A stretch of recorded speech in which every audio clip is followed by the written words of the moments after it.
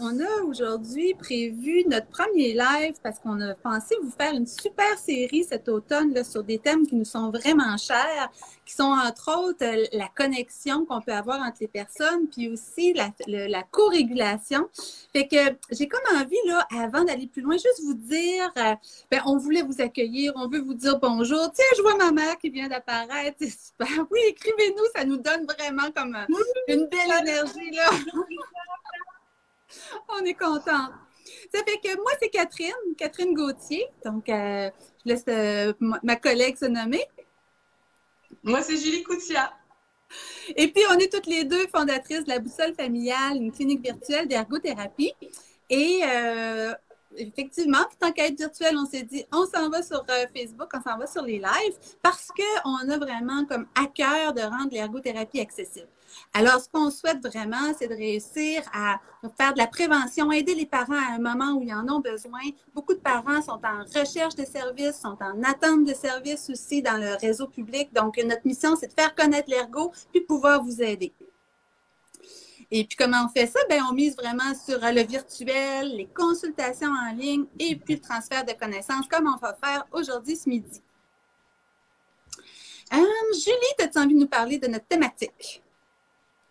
Oui, fait, comme c'est le lancement, je vais prendre quelques secondes pour vraiment parler de la thématique globale de la session d'automne, puis je vais aussi vous parler de c'est quoi notre plan pour aujourd'hui.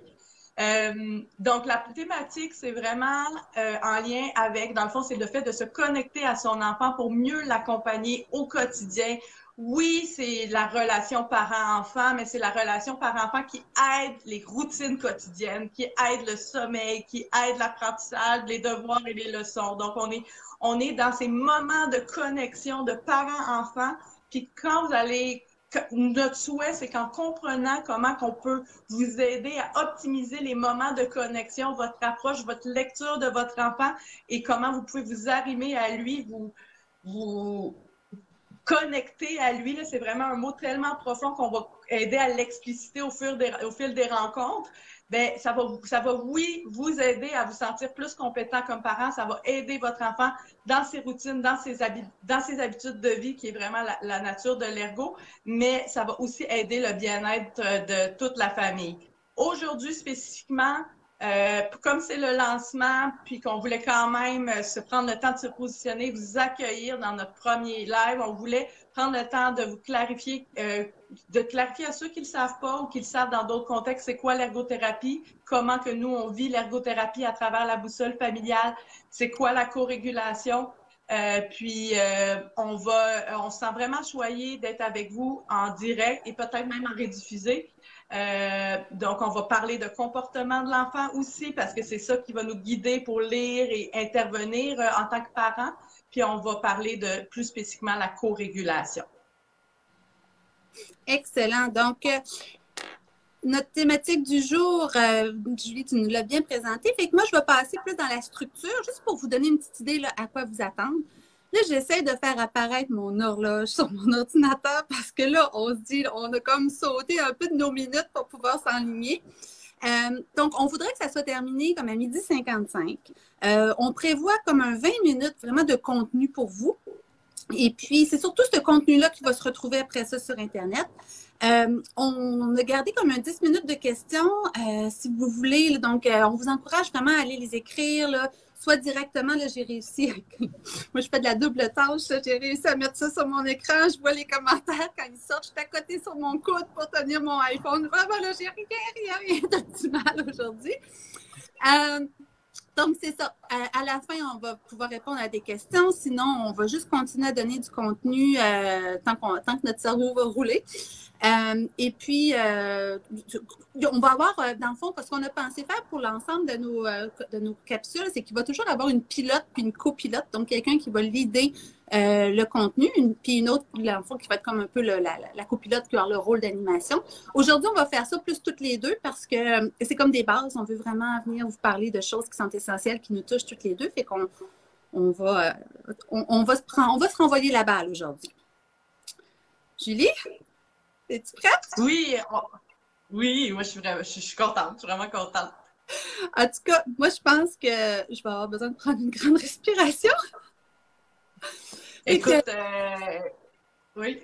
Avant de décoller, juste pour dire, tout ça, j'ai eu un shoot incroyable d'adrénaline, mais vraiment, comment je me sens là, je me sens super high, fait que je pense que je vais juste me baisser un petit peu mon état d'alerte en prenant une bonne respiration, puis après ça, on se lance.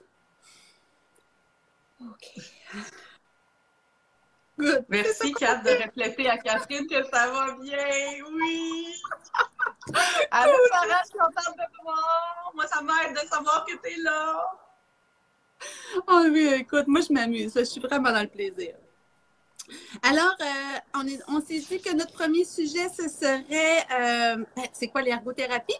Alors, parfait, je me lance. Dans le fond, c'est une question qu'on se fait vraiment poser super souvent par les parents. Et puis, c'est une question qu'on répond toujours, mais chaque ergo a sa façon bien à elle, à lui, de l'expliquer. Donc, pour nous, ici, vraiment, en ergo, là, c'est à la boussole, on essaie vraiment de ramener ça comme toutes les ergos, mais vraiment sur les occupations. Donc, notre objectif, là, c'est qu'on veut que votre enfant soit en mesure de fonctionner dans son quotidien. Donc, faire ce qu'il a à faire les activités qui sont importantes pour lui, puis faire aussi ce qui lui est demandé en fonction de son âge. Donc, notre objectif, c'est vraiment, c'est très terre à terre, très concret. Le quotidien, on veut que ça fonctionne. Puis pour y arriver, ben nous, les ergos, on utilise l'activité. Fait que c'est pour ça, là, quand vous vous demandez, c'est-tu une ergo, c'est une psychoéducatrice, ben dites-vous que nous autres, on va vraiment aller dans la mise en action. On va utiliser l'activité pour apprendre aussi parce qu'à chaque fois qu'un enfant va faire son activité, il s'expose à des chances de pouvoir se développer grâce à l'expérience qu'il va avoir. Donc, c'est vraiment la puissance de l'ergo ici, là, dans toute sa beauté qu'on vous offre. Julie, tu as le goût de compléter? Oui, c'est tellement beau comment tu l'as nommé. Je pense que c'est vraiment ça, c'est de comprendre l'engagement de l'enfant dans les activités, comme tu l'as dit, savoir aussi dans les activités qu'on s'attend, pourquoi c'est plus facile, pourquoi c'est difficile, puis comment est-ce qu'on va le mettre en action pour arriver à s'engager dans ce qu'on s'attend. Puis aussi de regarder, OK, mais dans quoi qu'il s'engage naturellement? C'est quoi qu'il va chercher là-dedans? Puis comment est-ce qu'on peut se joindre à lui pour l'aider à progresser dans des routines, par exemple? Fait que vous allez voir tout au long de toutes nos rencontres, même si vous nous rencontrez d'une façon individuelle, je pense que vous allez vite découvrir qu'on est deux passionnés de notre métier. C'est pas pour rien qu'on est rendu ici, mais entre autres, on se passionne beaucoup pour le comportement des enfants. Et puis, ça aussi, ça peut amener peut-être une confusion avec, bon, mais qui peut aider votre enfant parce que j'ai un problème de comportement avec? Fait qu'on avait le goût vraiment de prendre un moment pour vous dire pourquoi nous, là, comme ergothérapeutes, tu sais, je veux dire, toutes les ergos sont comme ça aussi, mais pourquoi nous, là, comme ergothérapeutes, là, on parle autant de comportement? Julie, je te laisse décoder là-dessus. Bien, je pense que le comportement, en gros, Catherine, c'est vraiment aussi ce qu'on veut. Souvent, on parle de « Ah, c'est un comportement, c'est un comportement », mais en fait, tous les gestes, tous les engagements sont des comportements. Puis quand un parent va venir avec parce qu'il y a des difficultés de comportement, c'est souvent parce qu'il y a une inadéquation en ce que l'enfant fait et ce qui est attendu. Puis nous, ça va nous aider quand on va observer les comportements de l'enfant, ça va nous aider à comprendre pourquoi il y a de la difficulté à s'engager, pourquoi il y a de la difficulté à performer dans quelque chose qui serait attendu pour son âge. Donc, vraiment, les comportements, un volet, là, le volet, on va dire, évaluation puis compréhension, les comportements vont nous aider à comprendre l'origine des difficultés. Puis, entre autres, un terme que j'aime beaucoup, c'est le concept de biomarqueur. Donc, certains comportements vont être qu'on va apprendre à comprendre sur son enfant, mais vont être comme des biomarqueurs qui vont nous aider à comprendre le système nerveux de notre enfant pour l'aider à se connecter à lui, apaiser son système nerveux et l'engager dans ce qu'on souhaite qu'il s'engage. Je trouve ça vraiment intéressant, Julie, ce que tu dis, parce qu'on est vraiment dans l'analyse. On a vraiment une force. Vraiment. Oui, on a vraiment une force comme ergo au niveau de l'analyse. Puis, si on passe à côté du comportement, des fois, ça peut nous empêcher d'aller plus loin pour réussir à faire un changement. Puis, comme ergo, c'est ce qu'on veut. Si vous allez consulter des professionnels de la santé, c'est clairement parce que vous voulez un changement dans la situation de votre enfant.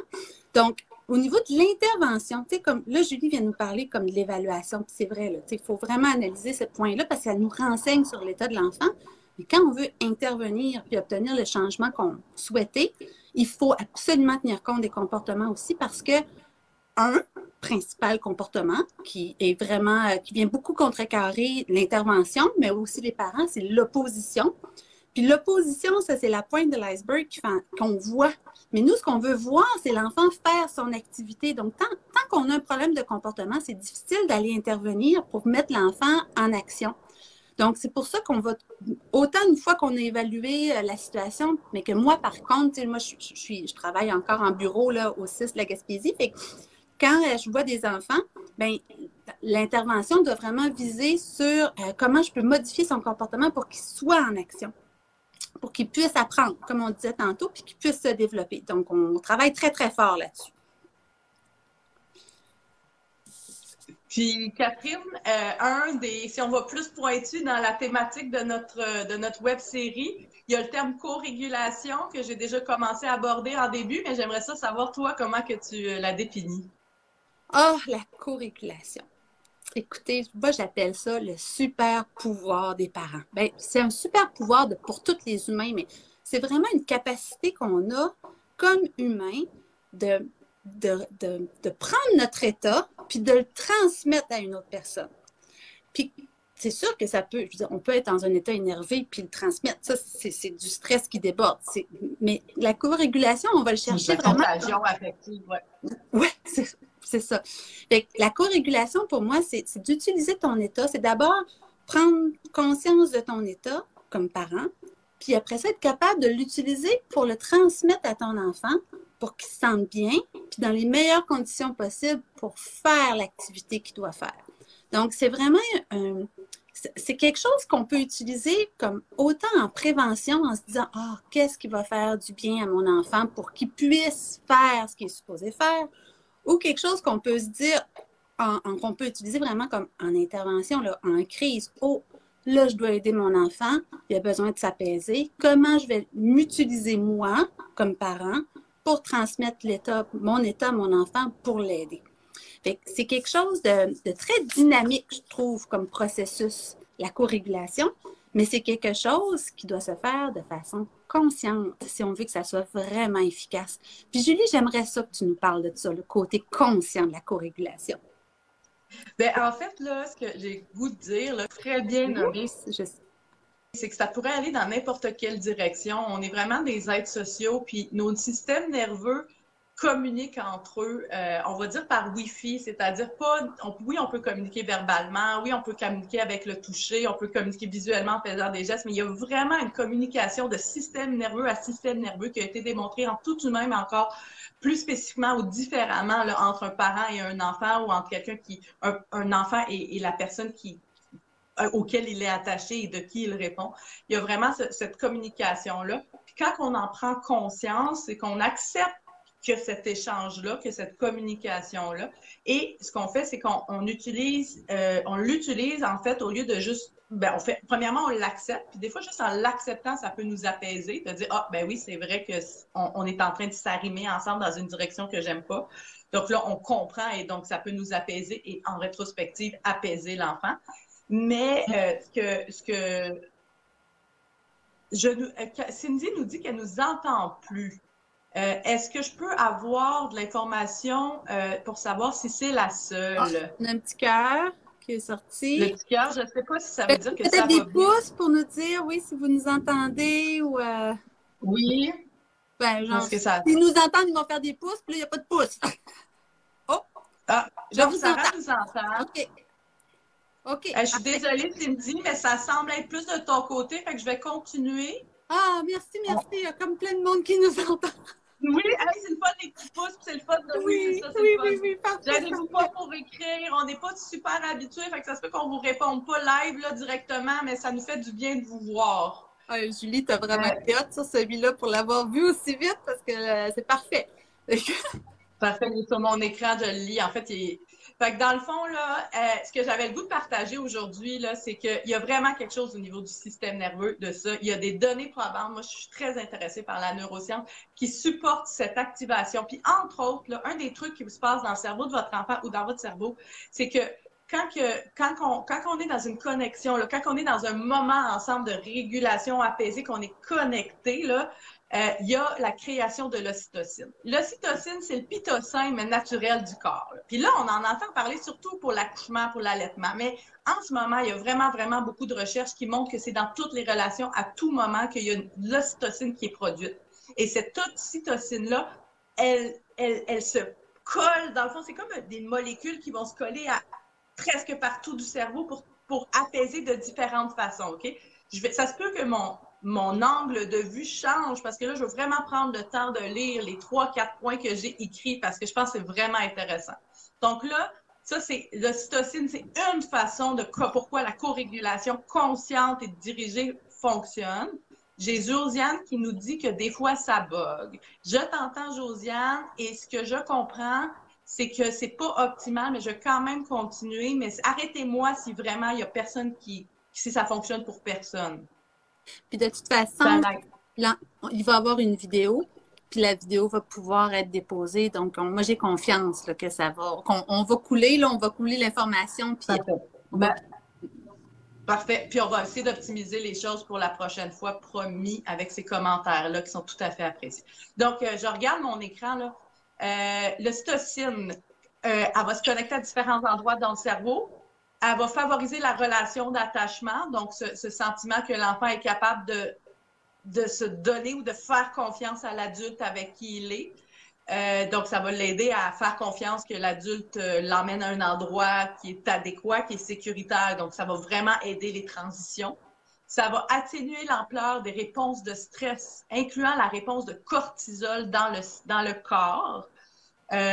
Puis le cortisol, je ne sais pas si vous savez c'est quoi, mais c'est une hormone de stress qui est là pour s'aider à répondre à une réponse de stress. Puis elle est envoyée partout dans le système nerveux. Fait que si l'ocytocine le baisse au niveau du système nerveux, l'impact, elle est quand même partout dans le corps.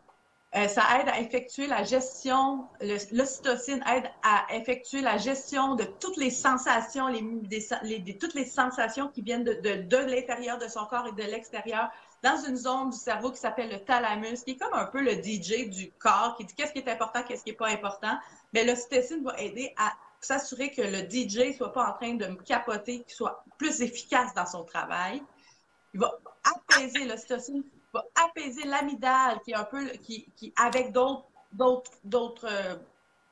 structures, il va faire comme le détecteur de danger, fait qu'il va faire, OK, non, si je sens le stress va être atténué. Il va augmenter la capacité à analyser les informations sociales. Il va augmenter la capacité à faire des respirations profondes. Tu sais, quand on dit à notre enfant, fait des respirations profondes, puis il n'est pas capable, mais peut-être que ça se peut qu'il ne soit pas capable. Puis juste le fait qu'on le fasse avec lui, l'ocytocine fasse qu'il soit capable. Tu sais, des fois, on se dit, ouais, mais pourtant, il est capable. Ouais, mais des fois, c'est l'ocytocine qui peut faire une différence. C'est pas juste ça, c'est tellement complexe le cerveau. Comme vous voyez, c'est vraiment quelque chose qui me passionne. Je vais quand même prendre le temps de augmenter la capacité d'analyser les informations sociales. L'autre point, je pense qu'il touche quand même là, celui que je venais de dire, mais lire les expressions faciales. Fait que l'ocytocine, là, ça a vraiment un effet. Tu sais, si vous dites, hey, l'enfant, on dirait qu'il ne comprend pas que je suis pressée ou quoi que ce soit, mais des fois, juste en se connectant, l'enfant va être mieux capable de comprendre le contexte social. Hey, j'ai envie de rebondir là-dessus, Julie. Tu me permets-tu? Ben, go. C'est parce que nous, on est des passionnés. Vous le voyez, là, on adore tout ce qui est la théorie, les connaissances, le cerveau, mais on aime encore plus le mâcher puis vous le rendre accessible pour vous. T'sais, pour vraiment que vous vous aperceviez que dans votre relation avec votre enfant, tous les points que Julie vient de donner, ça devient comme de la magie à quelque part. De prendre le temps de s'arrêter, de connecter à son enfant, de se dire, OK, je l'observe. OK, je m'observe aussi, puis j'observe autour qu'est-ce qui se passe. Mais c'est grâce à ce temps-là, à cet arrêt-là, que vous allez avoir la chance de la faire fonctionner, la magie du cerveau. L'ocytocine, c'est notre neurotransmetteur de l'amour. On l'adore. Donc, tout ce que Julie a dit, ces bénéfices-là, vous pouvez les avoir grâce au lien affectif d'amour avec votre enfant. Fait que c'est vrai là, que de prendre le temps de s'arrêter, de se poser pour pouvoir, comme s'apaiser soi-même comme parent, puis ensuite le transmettre à notre enfant, c'est vrai qu'au bout du compte, vous allez avoir des résultats. Puis ça se fait partout, ça se fait avec n'importe quel humain avec qui on peut connecter.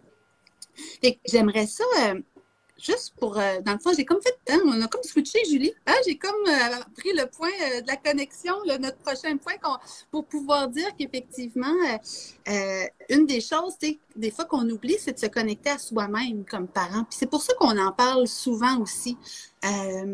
Puis s'il y a une chose que j'aimerais que vous reteniez aujourd'hui, c'est vraiment de miser sur vous comme parent pour vous apaiser, pour prendre une grande respiration, comme j'ai fait tantôt, pour vous réussir à baisser vous-même votre niveau de stress quand votre enfant s'oppose et ne fait pas ce qu'il faut, pour après ça, utiliser votre super pouvoir de la co-régulation. Oui. Je pense que c'est vraiment, vraiment un super truc de dire, regarde, je prends une pause, je le fais. Des fois, il y a des réponses instantanées qui auraient nuit, qui ont réussi à inhiber, tu sais. Puis aussi, ce qui est intéressant, c'est qu'à travers le webinaire, on va avoir à travers tous les webinaires, on va avoir ce point central de dire comment je me connecte à moi, comment je me connecte à l'enfant. Mais on va le faire avec différents angles, comme par exemple, moi, on va regarder là, quand un enfant est surengagé, par exemple, dans les écrans dans 2 semaines, comment est-ce qu'on peut utiliser le co-engagement pour l'aider à faire une transition et à sortir. Fait que ça va être un angle, mais ça reste que cet angle-là va dépendre de moi en tant que parent, de mon état. Donc, si vous prenez conscience de vos états et de vous écouter, vous trouvez des stratégies pour vous apaiser, c'est déjà un gros progrès. Puis après, on va ajouter des étapes, des nuances, des ingrédients, comment Catherine elle travaille dans certains contextes, comment moi je le fais. Donc, notre but, c'est de vous amener à avoir plein d'outils différents pour tout faire du sens, pour que vous, ça fasse du sens pour vous, pour que ça vous donne des ailes et de la puissance dans votre accompagnement bienveillant avec vos enfants. Et puis, des fois, moi, j'ai des parents, quand ils viennent dans mon bureau, ils ont de la difficulté à se visualiser dans ce que je leur montre parce que c'est comment je pourrais dire, comme ergo, quand on vous accompagne, nous, on n'a pas les émotions que vous avez. Comme parents, on les a. Quand on est chez nous avec nos enfants, ça, on les a. Fait que ce qu'on a, dans le fond, développé comme approche, c'est une approche qu'on a testée à la maison, qu'on teste encore régulièrement, qu'on teste avec nos chums, nos enfants, nos familles. Donc, et que c'est une approche, dans le fond, qui mise, comme on disait, sur le fait qu'on essaie de se sentir bien avec nos enfants puis avec notre situation. Catherine, peux-tu me permettre, parce que là, ça va être les seules 5 personnes avec qui ça ne fonctionne pas, là, c'est mes 5 poules. Sinon, ça fonctionnait avec toutes les personnes avec qui j'ai compris. Je ne sais pas que c'est une recette parfaite. C'est juste que c'est vraiment l'espace, l'ambiance, puis ouais, voilà. Puis des fois, là, comme parents, on peut penser que c'est trop difficile, puis ça ne marche pas, puis d'aller voir des professionnels qui nous disent que ça marche, ça peut être confrontant aussi. Puis ça, on comprend ça. On comprend ça parce que dans notre quotidien, il y en a plein de situations avec nos enfants où on a eu de la misère, puis on a rushé, puis jusqu'à ce qu'on finisse par apprendre que, OK, là, il faut que j'aille faire ma pause pour pouvoir mieux revenir, pour récupérer mes neurones. Donc, ça va être le thème, entre autres. Donc, connexion, co-régulation, c'est ce qui va revenir au travers des prochains exercices où on va être comme plus précis sur des occupations, là. Là, je vois qu'il n'y a pas de questions qui sont apparues là, dans les messages. Par contre, vous avez une chance si vous voulez en mettre. Là. Peut-être vous pourriez aussi nous dire des sujets. Qu'est-ce que ça vous a réveillé? Qu'est-ce que ça a stimulé chez vous comme idée? Oh, moi, j'aimerais ça, là, savoir qu'est-ce qu'on peut faire dans telle circonstance. Ou c'est bien beau ce qu'elle dit, mais je vois bien pas, je vois pas comment je vais y arriver. Ou peu importe, vous pouvez nous écrire ce que ça vous inspire, puis nous, ça va nous aider aussi à préparer des sites. Ça. Oui. Puis Catherine, je ne sais pas parce que tu m'as dit que tu n'as pas réussi à faire apparaître l'horloge. Là. Fait que je ne sais pas si tu as conscience de l'heure, mais oui. Il était 45. Fait que je pense que oui, ça peut être intéressant d'attendre quelques secondes pour voir s'il y a des gens qui ont des questions. Mais je pense qu'on peut quand même... il y a Alima qui nous demande de redonner notre définition de la co-régulation. Est-ce que tu as le goût de la faire? Parce que tantôt, c'est moi qui l'ai faite, mais est-ce que tu as le goût de la faire? Parce que ça va être en rediffusion, Alima. Donc, ça va être possible de le réentendre, mais ça pourrait être une belle occasion pour toi, Julie, d'utiliser tes propres mots. Oui, bien en fait, je vais utiliser en premier tes propres mots en disant que la co-régulation, surtout quand elle est consciente et dirigée, c'est le super pouvoir des parents. Fait que ça, si vous pouvez vous retenir ça, je pense que ça va être ça la clé de toutes nos rencontres. Mais plus précisément, c'est l'impact qu'on peut avoir quand on travaille sur notre état et qu'on se connecte à l'état de l'enfant. Donc, c'est vraiment cette communication qui se fait entre nous, notre système nerveux, le système nerveux de l'enfant. Et quand on en prend conscience, on l'aide à être plus apaisé et plus dirigé pour un engagement plus optimal dans ses activités. Puis toi, Julie, là, tu viens d'utiliser un mot, là, un mot qu'on aime, hein? Mais que tu utilises avec clairvoyance et efficacité. J'aimerais ça que tu nous parles de l'engagement parce que c'est un thème qui va être central dans la prochaine rencontre, je pense. Oui, oui, c'est ça. Ben, l'engagement, c'est vraiment le cœur de l'ergothérapie. Puis tous les ergothérapeutes qu'elles disent, qu'elles nomment engagement, travaillent autour de l'engagement. J'ai vu un cœur à l'image. J'imagine, je crois que ça veut dire que notre définition, là, comment que je l'ai reformulée, t'a satisfaite, mais gêne-toi pas pour nous écrire en privé ou pas si c'était pas assez clair ou de re-regarder la vidéo.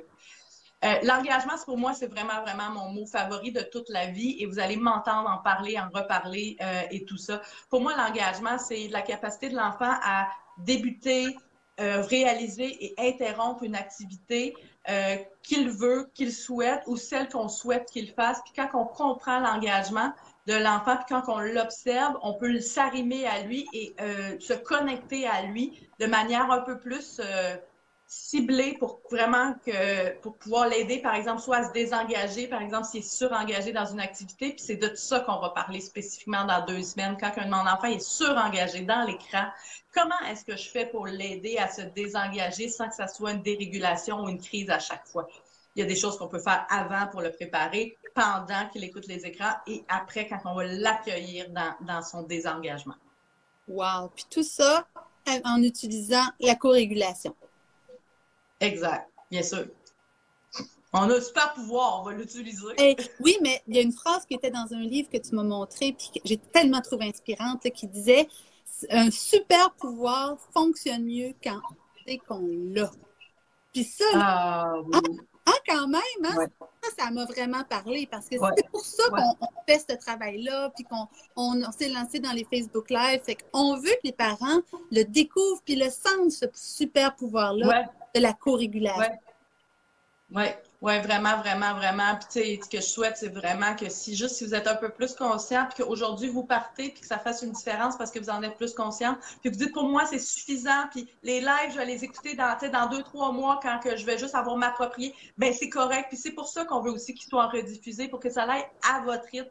Si vous voulez là, être avec nous à chaque 2 semaines pour ajouter une couche, une nuance, ben ça va vraiment nous faire plaisir de vous revoir. Mais ceci, ces lives-là sont pour vous. Donc, utilisez-le comme vous les voulez, soit en direct ou en rediffusé. On a une question, Julie. C'est quoi nos lectures? Tu sais, où c'est qu'on avait appris, où c'est qu'on a entendu parler de ça, la co-régulation, puis qu'est-ce qu'on lit sur ce sujet-là? Écoute, je sais pas toi, là, Catherine, là, moi, je lis beaucoup de données probantes en anglais. Je peux peut-être, si Marie-Pierre, ça vous intéresse, je peux peut-être vous envoyer quelques articles. J'ai pas le droit de partager des articles, les PDF, là, mais il y en a quand même beaucoup, beaucoup de données probantes. Le livre, Catherine, que tu as cité la dernière page, il est juste en anglais, mais je l'ai adoré. C'est 7.5 Lessons about the brain. Et il est vraiment intéressant. On parle de la co-régulation à différents niveaux, pas juste la co-régulation, mais vraiment le fonctionnement du cerveau et beaucoup, beaucoup d'éléments qu'on va refaire. Toi, tu as une suggestion?